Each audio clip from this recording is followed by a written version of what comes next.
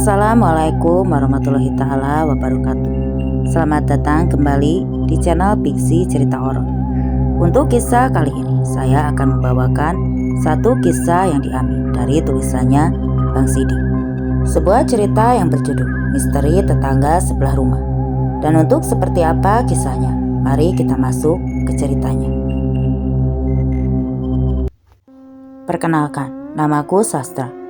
Aku adalah warga Jakarta yang kini menetap di pinggiran kota Bandung, tepatnya di Pangalengan. Aku pindah ke tempat ini karena aku ingin mencari ketenangan, dan tempat inilah yang menjadi pilihanku sekarang. Aku baik-baik saja tinggal di sini, meskipun ada hal janggal. Ketika aku pertama kali pindah ke tempat ini, dan itu adalah kejadian yang tidak akan pernah aku lupakan. Bahkan setelah kejadian itu, aku memilih pindah dari tempat tersebut dan mencari hunian baru yang letaknya jauh dari sana.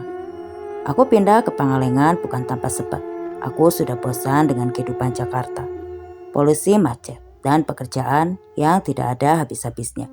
Membuatku ingin mencari kehidupan baru yang lebih tenang. Setelah berpikir panjang, akhirnya aku memutuskan untuk pindah mencari tempat yang sejuk, yang tidak terlalu ramai, agar aku bisa tenang dengan pekerjaanku yang sekarang. Beberapa tempat yang menjadi opsi kepindahanku, aku tulis di dalam sebuah buku catatan. Ada Puncak Bogor, ada Sukabumi, ada Ciwidey, dan akhirnya pilihanku jatuh ke Pangalengan. Salah satu tempat tinggi yang ada di Bandung Selatan. Aku memilih tempat itu karena Pangalengan tidaklah seramai Ciwidey ketika akhir pekan. Aku masih bisa menemukan hawa yang sejuk dan tenang di tempat ini, sehingga itu adalah tempat yang cocok untuk pelarianku dari Jakarta. Awal aku pindah dari Jakarta ke Pangalengan. Aku menempati sebuah kontrakan petak yang tidak terlalu besar. Karena aku bekerja di laptop yang aku bawa, sehingga di kontrakan itu hanya cukup bagiku untuk beristirahat. Dan aku tidak terlalu memikirkan fasilitas lain selain kasur, listrik, dan kuota internet. Ketika aku mengontrak di sana, aku tidak perlu tempat yang mewah. Namun yang pasti, ketika aku membuka pintu di pagi hari, akan ada pemandangan kebun dan juga gunung yang ada di ujung sana. Dan itu cukup bagiku untuk tinggal di tempat tersebut. Kontrakan yang aku tinggali ini terdiri dari 2 petak. Satu petak diisi olehku dan sebelah lagi kosong. Selain itu di sebelah kanan, ada sebuah rumah yang katanya akan dijual. Namun belum laku-laku hingga kondisinya kosong seperti kontrakan yang ada di sebelahku. Lalu di sebelah kiri, ada sebuah rumah tua yang sangat besar. Rumah itu bergaya Belanda dengan halamannya yang sangat luas. Meskipun begitu, kelihatannya tidak terlalu terurus. Temboknya sudah mulai menghitam karena lumut. Lalu banyak rumput ilalang yang belum dibersihkan. Aku sudah bertemu dengan pemilik rumah itu. Namanya Pak Dani. Seorang kakek parubaya yang mempunyai kebun luas di depan kontrakanku. Dan kini tinggal sendirian di rumah tersebut. Aku pertama kali disapa olehnya ketika aku baru pindahan. Dia keluar dari dalam rumah dan menyapaku dengan senyuman yang menenangkan. "Warga baru ya, Cang?" Sapanya dengan suara yang pelan dan sedikit tersenyum. Aku yang baru saja mengangkut satu dus berisi baju dan laptop, akhirnya menyapa kembali sapaan itu. "Iya Pak, nama saya Sastra," jawabku sambil sedikit membungkuk. Sejak pertemuan pertama itulah, aku sering berkomunikasi dengan Pak Dani. Di sana, aku baru mengetahui bahwa ia ternyata hidup sendiri di dalam rumah itu. Anak sematawayangnya kini sukses di kota, dan dia sepertinya tidak mau mengurus kebun yang luas yang ada di depan rumah tersebut. Sedangkan istrinya sudah lama meninggalkannya, sehingga dia hanya hidup sebatang kara di tempat ini. Aku juga sempat bertanya, apakah dia punya saudara di Pangalengan yang bisa membantunya sehari-hari. Pak Dani pun hanya menjawab bahwa dia bukanlah warga asli Pangalengan, tapi dia adalah perantau dari jauh yang mulai menggarap perlahanan di tempat ini beberapa puluh tahun yang lalu. Dia berjuang dari buruh tani, lalu mulai mengumpulkan uang dan membeli beberapa tanah di tempat ini. Sehingga ketika di masa tuanya, dia bisa memiliki tanah yang luas dan rumah yang besar dari perjuangannya selama ini. Jujur, aku kasihan dengannya. Dia hidup seorang diri dan anaknya tidak mau mengurusinya lagi sekarang. Padahal kebun yang nantinya dia garap itu sangat-sangat luas. Belum lagi dengan rumah besar yang kemungkinan akan menjadi miliknya kelak. Tapi aku tidak terlalu mencari tahu kenapa anaknya seperti itu. Aku yang menjadi tetangga satu-satunya berusaha membantu Pak Dhani. Karena mau bagaimanapun, dia adalah orang yang paling sering berinteraksi denganku ketika aku tinggal di sana. Dan Pak Dhani pun sepertinya senang karena kini dia ada teman untuk saling bertegur sapa. Seminggu setelah aku pindahan ke kontrakan itu, aku menjadi lebih akrab dengannya. Kalau misalkan aku ke warung ketika malam, aku selalu melihat Pak Dhani duduk di kursi rotan miliknya di halaman. "Pak, saya mau ke warung, Bapak mau nitip?" tanyaku ketika aku melintasi rumahnya pada malam itu. Awalnya ia menolak dengan halus. Namun lama-kelamaan dia akhirnya sering meminta tolong padaku. Biasanya dia nitip minyak angin, gas LPG, atau sekedar rokok kretek kesukaannya. Semenjak itu, hubungan kami pun menjadi lebih dekat. Bahkan sebagai timbal baliknya, Pak Dhani sering memanggilku hanya sekedar meminta bantuan untuk memberikan sesuatu padaku. Ketika anak-anaknya mengirim uang atau makanan dari kota, seperti yang terjadi beberapa hari kemudian. Secara tiba-tiba Pak Dhani memanggilku dari pagar rumahnya. Aku bertanya apa yang terjadi, sehingga ia memanggilku di pagi hari. Ia berkata bahwa talang air di pinggir rumahnya bocor dan dia meminta bantuanku untuk memperbaikinya. Aku pun akhirnya membantunya karena menurutku membantu Pak Dhani itu seperti membantu almarhum bapakku yang sudah lama meninggal. Dan jika beliau masih hidup, mungkin umurnya tidak jauh beda dengan Pak Dhani sekarang. Dengan peralatan seadanya, aku akhirnya membantu untuk membetulkan talang air itu. Dan hal itulah yang membuat aku bisa pertama kalinya masuk ke dalam rumahnya yang besar itu. Dari luar rumah itu memang terlihat megah, namun ketika aku masuk ke dalam, rumah tersebut benar-benar sunyi. Aku tahu bahwa rumah itu hanya dihuni oleh Pak Dhani, tapi seperti ada sesuatu yang lain yang berbeda. Ketika aku masuk ke dalamnya, aku seolah seperti terseret kembali ke masa lalu, karena semua perabotannya itu seperti sudah ada di sana dalam waktu yang cukup lama.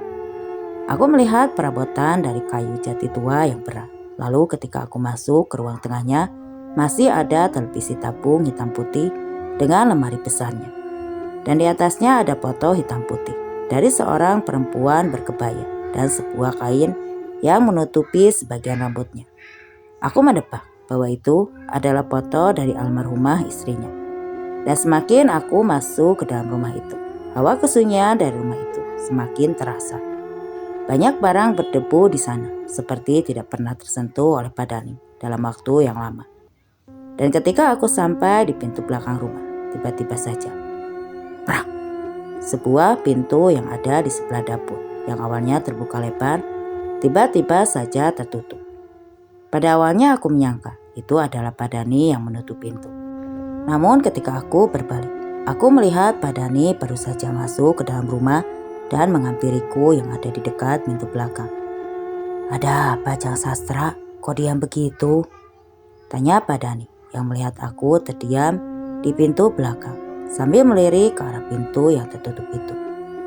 Pak Dhani yang melihatku melirik ke arah pintu, tiba-tiba tersenyum. Dia sepertinya tahu kenapa aku terdiam seperti itu. Dan tak lama kemudian, ia membuka pintu itu kembali dan berkata, "Udah, gak apa-apa. Sudah biasa kalau begini, maklum rumah tua," kata Pak Dhani sambil tersenyum. Aku hanya mengangguk ketika mendengar hal itu. Aku tahu yang dimaksud Pak Dhani itu apa. Tapi aku juga tidak mengira bahwa Pak Dhani bisa setenang itu ketika ada hal aneh di dalam rumahnya. Aku pun akhirnya melanjutkan pekerjaanku sampai beres di rumah Pak Dhani. Sebagai ucapan terima kasih, dia membawakanku beberapa cemilan yang dikirimkan oleh anaknya dari kota. Dan bukan hanya itu saja, ia membuatkan aku kopi khas Pangalengan yang enak diminum. Sambil duduk di ruang tengah, akhirnya Pak Dhani bercerita tentang almarhumah istrinya. Bagaimana dia berjuang ketika baru pindah ke Pangalengan. Lalu bagaimana dia bisa membeli tanah pertamanya. Dan bagaimana dia mengembangkan hingga memiliki tanah seluas ini dan bisa dipercayakan kepada orang lain untuk digarap. Bukan hanya itu saja, dia juga bercerita tentang anaknya. Ada sedikit rasa penyesalan ketika ia menyekolahkan anak sematawayangnya di kota. Karena gini, pola pikirannya seperti tidak mau pulang dan meneruskan semua ini. Padahal ini adalah harta yang akan diturunkan padanya apabila Pak Dhani meninggal. Tak terasa waktu sudah malam ketika aku selesai mengobrol, dan hal itu membuatku harus pamit dan pulang ke kontrakan. Pak Dhani berterima kasih karena dia senang ada teman mengobrol seharian ini, dan bukan hanya itu saja. Pak Dhani pun membawa kresek dan membungkus makanan-makanan itu untuk aku bawa pulang. Makanannya dibawa ke kontrakan saja ya, soalnya gak habis kalau dimakan sendirian, katanya, sambil memberikan makanan-makanan itu padaku. Sejak saat itulah, aku jadi lebih sering mampir ke rumah Pak Dhani apabila pekerjaanku selesai di kontrakan. Aku selalu berinisiatif untuk keluar dan datang ke rumah Pak Dhani untuk sekedar mengobrol. Terkadang aku sering membawakan dia gorengan atau makanan-makanan lain ketika aku membelinya di pasar. Banyak cerita yang aku dapatkan ketika aku mengobrol dengannya, dan Pak Dhani terlihat senang karena kini dia tidak sendirian lagi. Saking seringnya aku bertemu dengan Pak Dhani, aku menjadi tahu rutinitas harian beliau ketika pagi. Pak Dhani selalu menyapu halaman ketika aku masih tertidur lelap di jam 4.30. Setelah itu dia langsung menyirami tanaman, dan setelah beres semua, dia membuat sarapan, kemudian duduk di kursinya hingga siang sambil memantau para pekerja di kebun seberang rumahnya. Semua itu terasa normal, seperti seseorang yang sudah menemukan ketenangan di masa tuanya.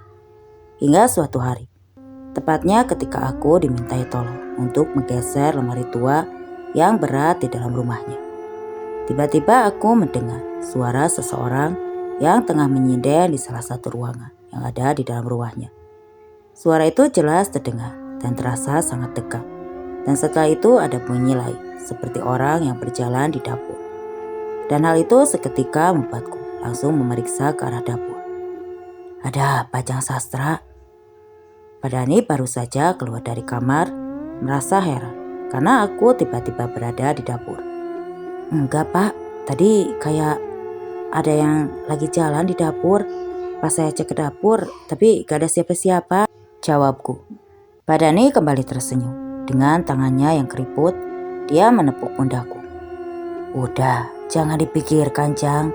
Biasa kalau rumah tua mah suka ada yang kayak gitu. Biarin saja. Aku hanya mengangguk setelah mendengar penjelasannya.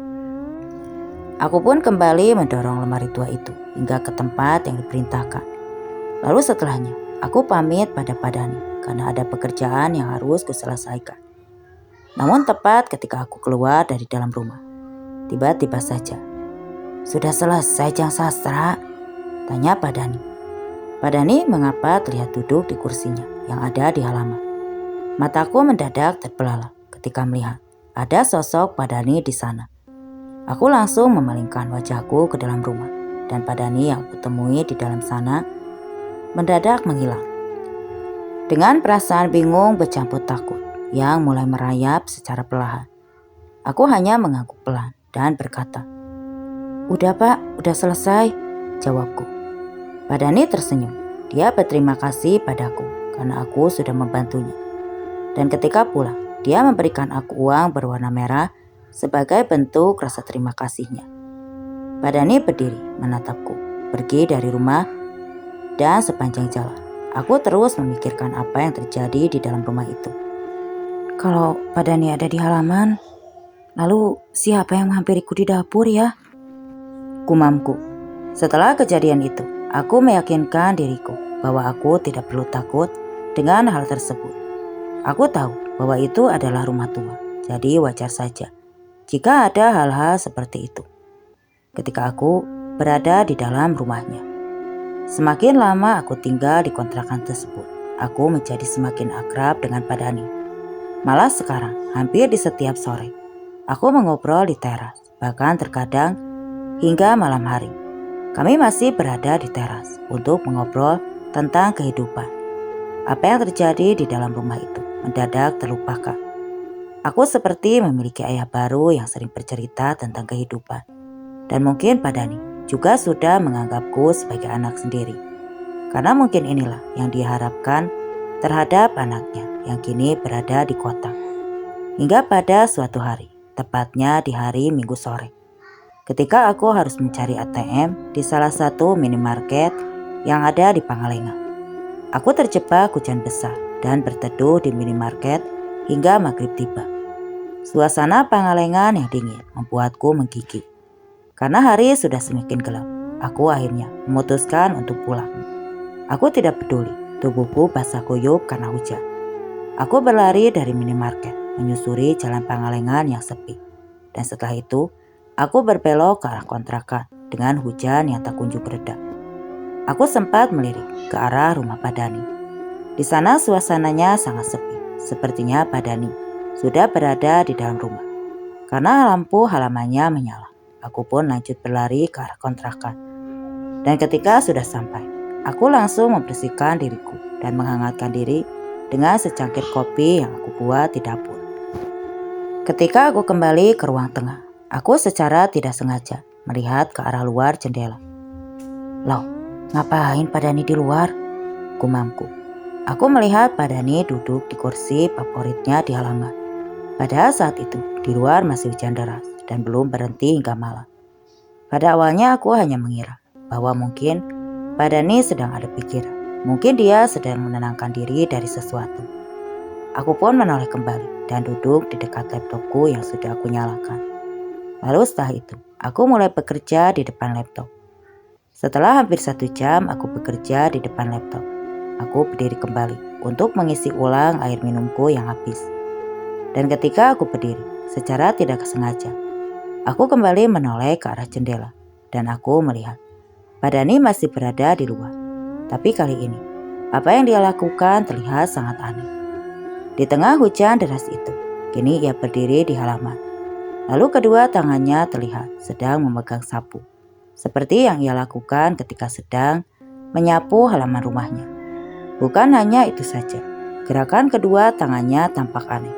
Gerakannya patah-patah, tidak seperti yang aku sering lihat di pagi hari ketika ia sedang menyapu halaman. Aku yang khawatir dengan tiba-tiba keluar dan berteriak dari depan kontrakanku. "Pak, hujan Pak, masuk Pak!" teriakku. Tapi Pak Dhani di sini tidak menoleh. Dia hanya terus menyapu dan suara sapunya itu terdengar sabar dengan suara hujan yang deras. Entah apa yang sedang dilakukannya. Aku langsung mendekatinya sambil memakai payung agar tubuhku tidak kehujanan. Aku mencoba mendekatinya hingga ke pagar yang ada di depan rumahnya. Dan ketika aku ingin masuk ke halaman rumahnya, langkahku mendadak terhenti ketika aku melihat dengan jelas wajah yang tampak berbeda dengan Pak Dhani yang aku kenal. Astaga, aku benar-benar terdiam ketika aku melihat wajah Pak Dhani yang menyeramkan. Wajahnya pucat seperti mayat, tatapannya lurus dan kosong ke depan. Dan bukan hanya itu saja, dia terus menyapu halaman itu meskipun sudah beberapa kali aku memanggilnya. Tubuhku merinding ketika melihat hal itu. Pikiranku langsung teringat kejadian ketika aku bertemu sosok yang menyerupai Pak Dhani ketika membantu mendorong lemari di dalam rumahnya. Aku menggelengkan kepala. Aku langsung berlari ke arah kontrakanku dan mengunci pintu kontrakan serta menutup jendela. Aku berpikir bahwa itu bukanlah Pak Dhani, tapi sosok penghuni rumah yang menyerupai Pak Dhani, seperti kejadian yang terjadi di beberapa waktu yang lalu. Setelah kejadian itu, aku menjadi malas untuk melanjutkan pekerjaanku. Aku langsung pergi ke kamar dan menutupi tubuhku dengan selimut. Jujur, aku tidak bisa tertidur pulas di dalam kamar. Wajah yang pucat itu selalu terbayang ketika aku memejamkan mata. Dan tepat jam 11 malam, tok, tok, tok, aku terkejut dengan suara ketukan. Suara itu terdengar pelan, namun itu membuatku merinding. Kembali ingatanku tentang sosok Pak Dhani yang wajahnya pucat dan menyapu halaman ketika hujan. Seketika terlintas lagi olehku. Aku diam tidak bergerak, mencoba untuk acuh dan tidak membuka pintu kontrakanku. Entah berapa kali suara ketukan itu terdengar. Namun tepat ketika ia mengetuk untuk kelima kalinya. Tiba-tiba ada suara yang terdengar, dan suara itu persis dengan suara Pak Dhani yang aku kenal. Jang Sastra, udah tidur kayaknya. Aku langsung bangun ketika aku mendengar bahwa itu adalah suara Pak Dhani yang aku kenal. Tidak seperti sosok yang aku lihat tadi di halaman. Dia kali ini berbicara dan aku yakin bahwa ini adalah Pak Dhani yang asli. Aku bergegas ke depan pintu kontrakan dan ketika aku buka, ternyata itu adalah Pak Dhani yang asli. Dia berdiri sambil tersenyum dan dia juga berkata bahwa ia meminta maaf apabila datang ke kontrakanku malam hari seperti ini. Maaf Jang Sastra, tadi Bapak ketiduran dan sekarang baru bangun, terus gak bisa tidur lagi. Apa Jang Sastra ada mie rebus? Soalnya Bapak lupa gak masak nasi. Tanya Pak Dhani dengan wajah yang sedikit menunduk. Aku merasa iba ketika melihatnya mendatangiku di jam 11 malam seperti ini. Akhirnya aku mengajaknya masuk sambil menunggu. Aku ke dapur untuk membawakan mie rebus. Pada awalnya aku berniat untuk membuat mie di dapur hingga Pak Dhani bisa makan di kontrakanku. Namun Pak Dhani menolak. Dia seperti tidak ingin membuatku repot, sehingga aku hanya bisa mengangguk dan berjalan menuju dapur. Ya sudah, kalau tidak mau Pak, nanti kalau ada apa-apa kasih tahu saja saya ya Pak. Sebentar, saya ambilkan dulu mie rebusnya, kataku sambil berjalan ke dapur. Aku memang agak sedikit lama berada di dapur, karena selain merebus, aku juga memasukkan telur dan beberapa bahan makanan lainnya yang mungkin saja dibutuhkan oleh Pak Dhani. Namun aku ketika kembali dari dapur, loh, Pak Dhaninya mana? Gumamku. Pak Dhani yang berdiri di depan rumah itu mendadak hilang. Aku langsung mengejarnya keluar, lalu masuk ke area halaman rumahnya. Pak Dhani, teriakku. Aku melihat halamannya kosong, tidak ada jejak bahwa ia keluar dari rumah pada malam itu. Awalnya aku takut untuk mendekat, karena aku takut akan melihat sosok yang menyerupai Pak Dhani dengan wajah yang pucat. Namun karena aku khawatir terhadap Pak Dhani, aku memaksa masuk ke halaman dan mencoba mengetuk pintunya.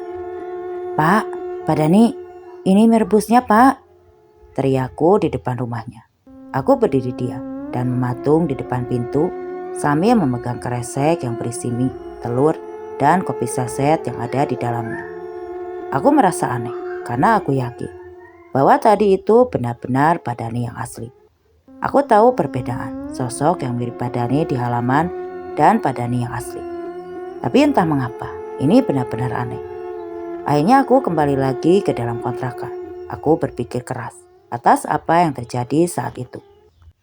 Mungkin Pak Dhani kembali karena aku yang terlalu lama di dapur, atau mungkin dia sebenarnya sedang mengigau kembali bangun dan datang ke kontrakanku, atau sosok yang sedang menyapu di halaman yang datang ke kontrakanku adalah sosok yang sama. Jujur, hal itu membuatku semakin tidak bisa tidur. Aku semakin ketakutan hingga aku bisa diam menatap langit-langit kamar di kontrakanku. Suara tetesan air bekas hujan yang ada di luar terasa nyaring, dan hal itu membuatku terganggu. Hingga subuh aku baru bisa tidur ketika jam menunjukkan pukul jam 4 subuh. Dan tepat pagi aku kembali bangun karena harus menyelesaikan pekerjaanku. Aku sempat melirik ke arah halaman Pak Dhani, mencoba untuk bertanya tentang kejadian semalam apabila bertemu dengannya pagi ini. Namun hari ini tidak seperti biasanya. Pak Dhani kini tidak keluar dari rumahnya. Entah dia sudah selesai dengan pekerjaannya di halaman, atau mungkin ia masih tertidur karena ia bergadang. Aku baru melihat Pak Dhani ketika sore, tepatnya ketika aku pulang membeli kebutuhan dapur hari itu ke pasar Pangalengan. Pak Dhani tampak santai di kursi favoritnya sore itu, menatap langit yang sedikit mendung dengan cahaya matahari yang mulai turun dan menerangi alamnya.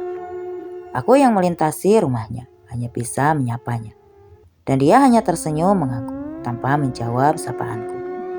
Setelah itu aku melihat bahwa Pak Dhani kembali menghilang. Sepertinya dia kembali masuk ke dalam rumah dan menutup pintunya rapat-rapat.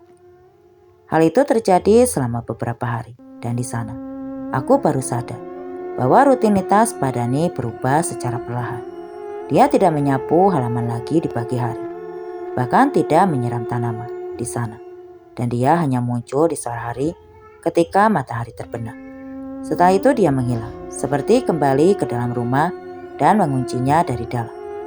Entah apa yang terjadi dengannya, namun perlahan-lahan dia kini tidak lagi berinteraksi denganku. Beberapa hari setelah kejadian itu, aku didatangi oleh Trisna.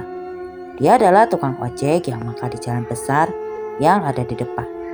Dia datang dengan wajah yang kebingungan pada saat itu. Sastra, punten mau tanya. Tadi pas maghrib, Pak Dhani datang ke pangkalan, nitip minta dibelikan kapur barus. Katanya terus disuruh anterin ke rumahnya. Pas nyampe ke rumah kok sepi ya?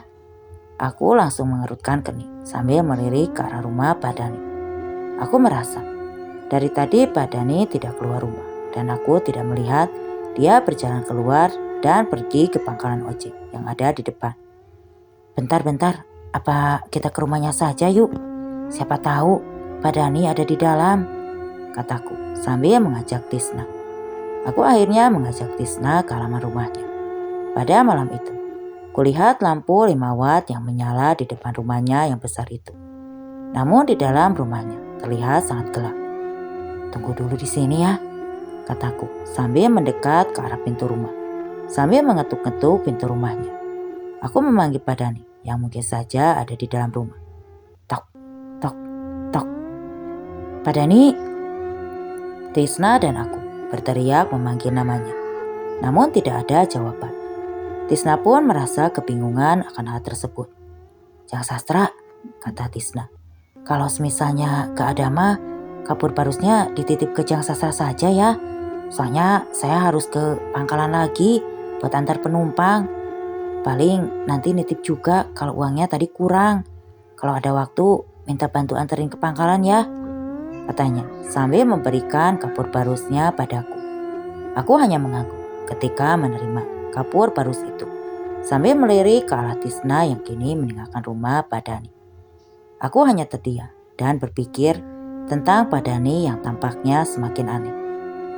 Lagi ngapain bengong gitu, Jang? Dek. Tiba-tiba aku mendengar suara dari arah belakang. Suara itu tentu saja mengagetkanku. Aku langsung membalikkan badan dengan detak jantungku yang berdetak kencang. Rupanya itu adalah Pak Dhani.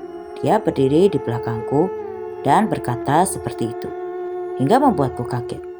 Pak Dhani hanya tersenyum melihatku yang sedikit kaget, dan mendadak aku harus menenangkan diri. Pak Dhani melirik ke arah kresek yang aku bawa. Dia seperti tahu kenapa aku ada di halaman rumahnya. Pasti mau nganterin titipan Tisna ya? Maaf, tadi Bapak ketiduran, jadi gak tahu kalau Tisna datang, jawabnya dengan nada pelan. Aku mengangguk. Tak lama setelah aku memberikan kresek yang berisi kapur barus itu. Entah apa yang sedang dilakukannya di dalam rumah dengan kapur barus itu. Namun aku tidak terlalu memikirkan hal itu. Aku pun langsung pamit pulang. Ketika tepat aku keluar dari halaman rumah Pak Dhani, aku baru ingat bahwa uang yang diberikan kepada Tisna saat itu kurang. Sehingga aku harus menyampaikan hal itu padanya. Tapi kok hilang?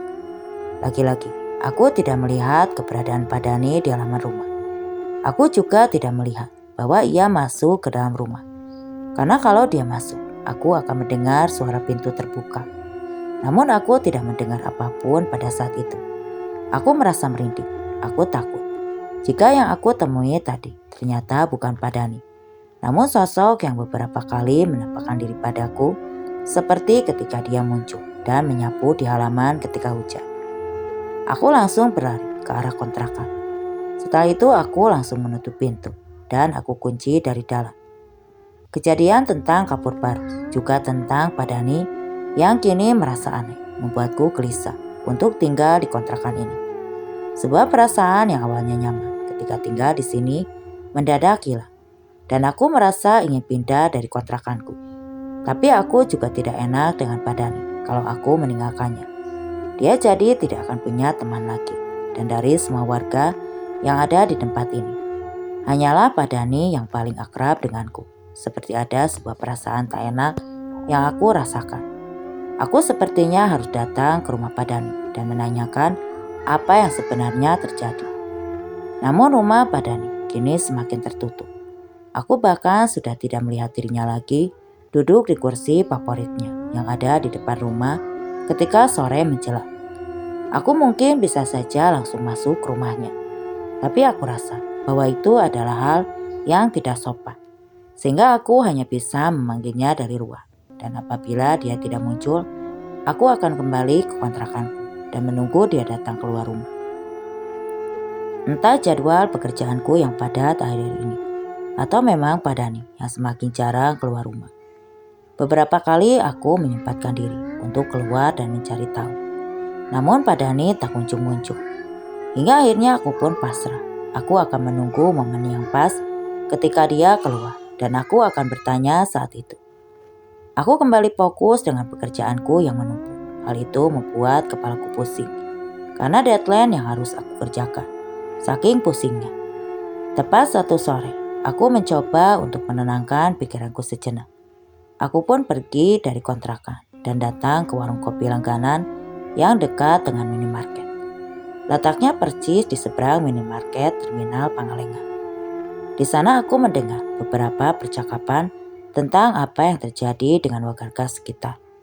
Tentang harga sayur yang semakin turun, lalu tentang kehidupan mereka yang biayanya semakin mahal. Juga hal-hal yang bisa aku dengar di sana. Namun ada seseorang yang terdengar sedang menceritakan Pak Dani. Aku sontak melirik ke arahnya dan di sana ada Pak RT, Bu Ati dan beberapa warga yang aku kenal di dekat kontrakan. Aku hanya bisa mendengarkan apa yang sedang mereka katakan. Dan rupanya mereka semua merasakan bahwa kini sifat Pak Dani terasa aneh. Salah satu dari mereka sepertinya sadar bahwa aku duduk di sana dan mendengarkan obrolan mereka pada saat itu juga. Pak RT memanggilku. "Jang Sastra, kamu teh sadar kalau seperti ada yang aneh dengan Pak Dani?" Tanya Pak RT padaku. Aku hanya mengangguk. Di sana pun, aku langsung menceritakan tentang kejadian kabur barus yang dialami Tisna. Bukan hanya itu saja. Aku juga menceritakan bahwa Pak Dani hanya muncul ketika sore menjelang maghrib. Biasanya sedari pagi. Dia sudah keluar untuk membersihkan halaman dan menyiram tanaman. Namun sekarang tidak. "Ya, benarnya ada yang aneh sama Pak Dani," kata Pak RT di sana. Pak RT pun menjelaskan bahwa ia pernah sekali melihat Pak Dani menyiram tanaman, tapi di jam 12 malam. Ketika dia sedang ronda dan ketika didekati, Pak Dani tiba-tiba saja dia menghilang. Bukan hanya itu saja. Bu Ati yang ikut mengobrol denganku di sana bercerita. Ketika ia pulang dari pasar Pangalengan pas jam 5 subuh. Tiba-tiba ia bertemu dengan Pak Dani yang berdiri di balik pagar rumahnya. Bu Ati sempat menyapa Pak Dani, tapi dia tidak menjawab. Malah dia melihat wajah Pak Dani pucat, seperti sedang sakit dengan tatapannya yang kosong. Menatap ke arah kebun yang gelap di seberang rumahnya. Aku hanya terdiam mendengar itu semua. Rupanya apa yang terjadi denganku juga terjadi terhadap beberapa warga yang mengenal Pak Dani. Karena aku benar-benar penasaran apa yang sebenarnya terjadi. Aku pun berkata pada Pak RT untuk mencari tahu apa yang sebenarnya terjadi pada Pak Dani. Pak RT, sepertinya kita harus cari tahu hal itu lebih lanjut ya Pak. Takutnya Pak Dani lagi banyak pikiran dan dia melakukan hal itu. Bisa saja ini pengaruh anaknya yang tidak mau pulang ke Pangalengan ini, Pak. Aku tidak membicarakan tentang sosok yang sering menyerupai Pak Dani pada saat itu. Aku hanya berkata, mungkin dia sedang ada masalah sehingga itu bisa diterima oleh Pak RT. Dan ketika nanti mereka bertemu, Pak Dani, aku akan bertanya tentang hal tersebut padanya. Pak RT terdiam seperti sedang menimang-nimang usulanku. "Ya, tapi bagaimana caranya Jang Sastra?" tanya Pak RT. "Ya, kita coba saja Pak datangi rumahnya. Karena kan kita harus memastikan keadaan Pak Dani. Soalnya waktu saya ngobrol sama Pak Dani itu, dia kayak lagi ada masalah. Dia sepertinya menyesal menyekolahkan anaknya di kota. Takutnya ya ada sesuatu yang tidak Pak. Pak RT mengangguk. Memang harus ada tindakan atas apa yang terjadi. Sehingga ketika selesai mengobrol dengan Pak RT dan Bu Wati di sana, Pak RT berkata bahwa besok dia akan mendatangi rumah Pak Dani. Dan aku diminta tolong untuk membantunya. Karena mau bagaimanapun aku adalah orang yang paling dekat dengan Pak Dani. Keesokan harinya, tepat pukul 9 pagi, ada seseorang yang mengetuk pintu kontrakanku. Dan ternyata itu adalah Pak RT, Bu Wati dan beberapa warga termasuk Tisna. Aku ikut bersama mereka ke rumah Pak Dani. Dan ketika sampai, Pak RT mulai mengetuk pintu rumah Pak Dani. Tok, tok, tok. Pak Dani, kata Pak RT mengetuk pintu dengan keras. Tidak ada jawaban. Beberapa kali Pak RT, Bu Wati, bahkan Tisna mengetuk pintu. Namun tidak ada jawaban. Pak RT yang sudah pasrah akhirnya melirikku. Dia tahu bahwa aku adalah orang yang paling dekat dengan Pak Dani. Sehingga aku mencobanya untuk membantunya. Dengan harapan bahwa pintu itu akan terbuka. Aku mendekat ke arah pintu dan aku langsung berteriak. Tok, tok, tok. Pak Dani, ini Tisna datang Pak, mau ambil uang kapur barus yang waktu itu kurang. Entah mengapa, tiba-tiba terdengar suara gesekan yang sangat pelan. Seperti ada sesuatu yang diseret dari dalam rumah. Semua orang yang ada di depan rumah Pak Dani langsung terdiam. Ada sesuatu di dalam. Kayaknya Pak Dani bangun, bisik Bu Wati. Aku mengangguk pelan. Lalu aku pun mulai memegang engsel pintu dan mendorongnya. Ternyata rumah Pak Dani tidak terkunci, sehingga aku yang penasaran masuk sambil memanggil-manggil Pak Dani. Suara yang tadinya terdengar di dalam rumah itu mendadak menghilang, tergantikan oleh bau kapur barus yang menyengat dari dalam rumah itu. Pak RT dan warga lain akhirnya masuk ke dalam mencari keberadaan Pak Dani. Tapi Pak Dani seperti menghilang, tidak ada siapapun di sana. Rumah itu terasa lebih hening dari sebelumnya. Aku dan Pak RT menyusuri ruang tamu. Sedangkan beberapa warga yang lain menyusuri ruangan yang lain di rumah itu.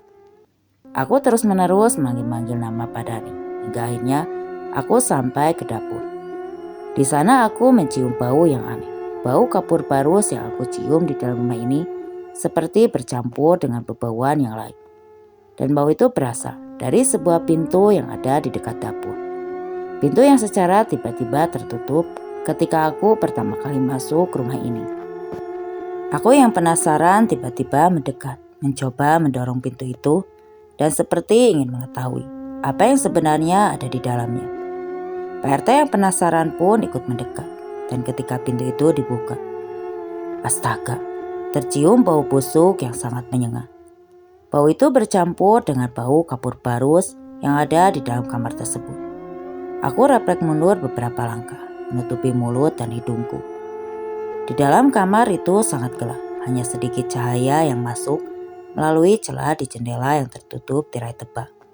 Namun samar-samar, aku bisa melihat sosok manusia yang tergeletak di atas lantai. Tubuhnya kurus kering dengan kulit yang mengkerut dan menghitam. Kulit itu seperti menempel erat ke lantai, tulang-tulang menonjol, pakaian yang lusuh terlihat jelas. Matanya terlihat cekung dengan bulu sedikit terbuka. Aku melihat ada bekas hitam di sekitar wajah dan lehernya, seperti ada noda jamur yang tumbuh dari baju yang lebam. Jang Sastra, itu Pak Dani, kata Pak RT dengan nada panik. Pak RT yang panik langsung memanggil beberapa warga yang ada di rumah itu. Dia langsung memerintahkan untuk memanggil petugas puskesmas dan tak lama setelah itu, petugas puskesmas menyatakan bahwa Pak Dani sudah meninggal dunia. Kami semua terdiam atas apa yang kami temukan. Aku tidak menyangka Pak Dani sudah meninggal di sana dalam keadaan yang mengenaskan. Sebenarnya banyak yang ingin aku tanyakan. Jasad Pak Dani yang tergeletak di sana terasa janggal, seperti sudah berada di sana dalam waktu yang cukup lama. Namun aku hanya bisa menunggu para pegawai puskesmas itu untuk memeriksakannya dan membawa jasad Pak Dani itu ke puskesmas yang letaknya jauh dari kontrakan. Sehari kemudian anak Pak Dani pun datang. Dia langsung datang ke puskesmas untuk mengurus jasad ayahnya. Setelah itu Padani akhirnya dimakamkan tepat di salah satu sudut kebun yang luas itu. Anak Padani juga datang ke rumah untuk mengucapkan terima kasih karena sudah menemani hari-hari terakhirnya. Aku bertanya, sebenarnya apa yang terjadi kepada Padani? Dan dia berkata, ketika jasad ditemukan, sebenarnya Padani sudah hampir 2 minggu ini meninggal.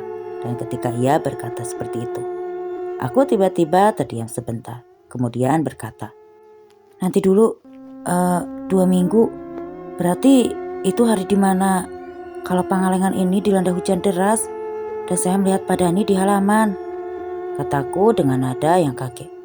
Anaknya seperti bingung mendengar hal itu, dan aku juga sepertinya keceplosan.